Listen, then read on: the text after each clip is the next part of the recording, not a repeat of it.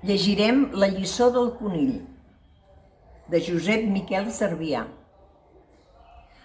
Una tortuga vella i xeruga i un joveníssim i àgil conill van fer juguesca de qui obtindria la llepolia d'una lletuga en llunyania.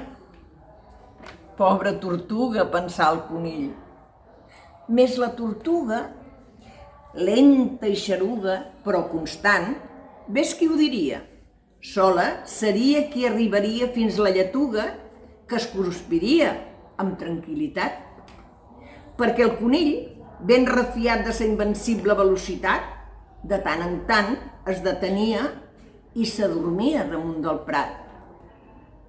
I avui que ja és gran el conill i té experiència, la millor ciència, diu el seu fill, que tot excés de confiança i de gaubança té un gran perill.